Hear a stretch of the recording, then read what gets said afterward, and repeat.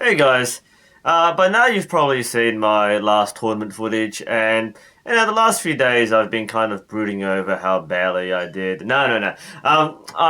It's been a good experience, as with any competition, and it's kind of brought a few things to light. And I mean, if you haven't already, I would really suggest having a go at the competition, just because it really brings out a lot of things you don't realize.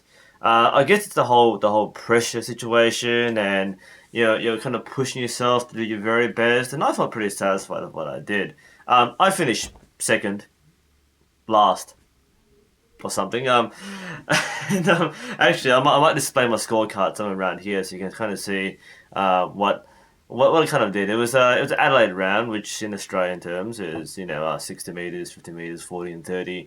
At a max score of 1200, and I scored 779, I think, which is moderate. It's not a great score, but again, I didn't have a lot of competition experience. I didn't really shoot those conditions very often, and I thought I did my best. So certainly had no complaints. A few interesting things happened today, and I showed some quick footage around here. Firstly, one of the archers on the line next to me, 86 years old. What a champion! Look, if you're 86, you should have a award just for turning up. Still shoots twice a week. Wonderful gentleman. Love to shoot with him. And wow, I was just very impressed. We obviously had a lot of fun, and we can just prove that archery is for everyone. Second thing is a bit of a quirk in the rules, which you might not be aware of, especially if you shoot casually in your backyard or in a very small club. There is a protocol in terms of shooting arrows on time.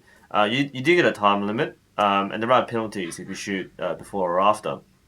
What happens is there are two signals. It could be a siren, it could be a whistle, and that tells you to go from the equipment line to the shooting line.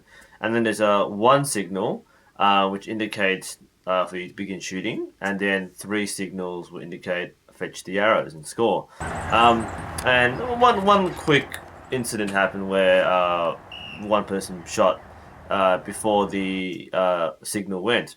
It can happen. It could be because you lose focus or you thought you heard the sound, but you get penalised for that. Something to keep out for is just be conscious of when you're meant to shoot. The focus for this reflection, though, is something I picked up while I was on the line. Um, you could call this a case of target panic, and in fact, I was going to cover this as an archery annoyance, but since I encountered it during a competition, I thought I might as well include it as part of this reflection. Um, it's best described as this. I know a lot of you, when you shoot, um, when you look at a target, you do this. All right, I've got my riser here, the start going just to demonstrate. And basically, you come in your chop process and you go this. You do this. And yeah, that's what happens. You just, I mean, you're not meant to hold your shot for more than 2 seconds because that's when the shot process becomes broken and it's very hard to get a good release when you're holding for that long. Now, of course, professionals do it. You might see the Olympians or the world champions at archery TV hold this shot for 5 seconds or more and then still get a 9 or 10. But you keep in mind that these guys are professionals. They're trained to hold, they do weight training and stamina training. They can hold their shot for quite a while. Doesn't necessarily make a good shot, but it's a good habit again to making a smooth process.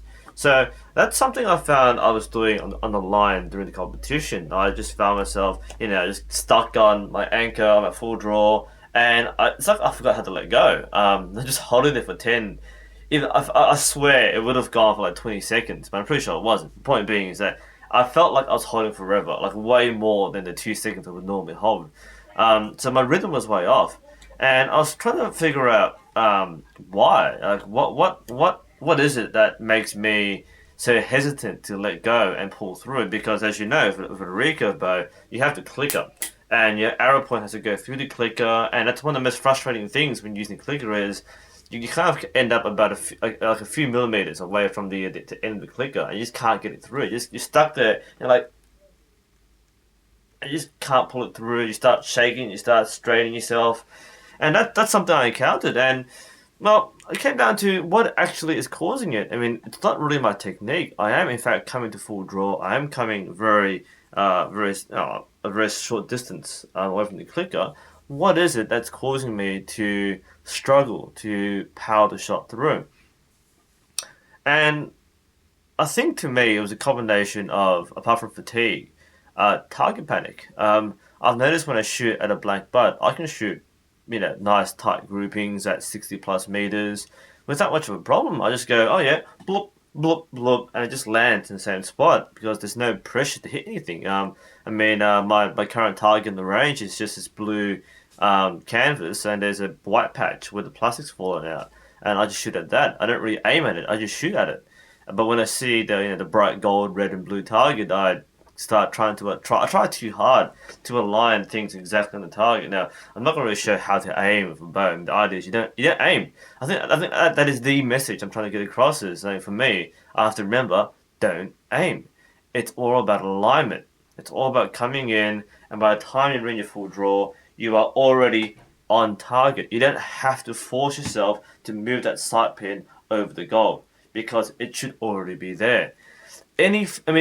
You're not meant to hold the sight over the goal. That sounds a bit silly, but it floats. It naturally floats. Your body is not perfectly rigid. You can't hold the sight perfectly above the goal. The idea is you float around the goal enough, and your brain does the rest. You just you power it through, and your brain will make the adjustment by itself. You don't have to worry about holding it. Now, I didn't really experiment in this, but what happened? Well, while I was holding the shot for longer than I should. Now I had my full stabilizers on, and basically, unintentionally, I held it perfectly still for 10 plus seconds. No shake, no vibration, no jitteriness. When I was stuck in this anchor and I couldn't get through, I managed to hold it perfectly still. Now, whether it's because I've got stabilizers or the right weight distribution or the fact that I've got decent conditioning, I've got enough experience holding the bow, like I didn't feel like I had to control the bow. It was just there. It's like sitting into it. I'm just sitting down going, and it just didn't move. I didn't have to force myself to go, oh, it's in the blue now, it's red now. It's not like playing a Wii game, guys. It's just there it is. And despite holding on to it, it just stayed there, right there. And all I had to do was power the shot through, get it through the clicker, stretch out, let it go.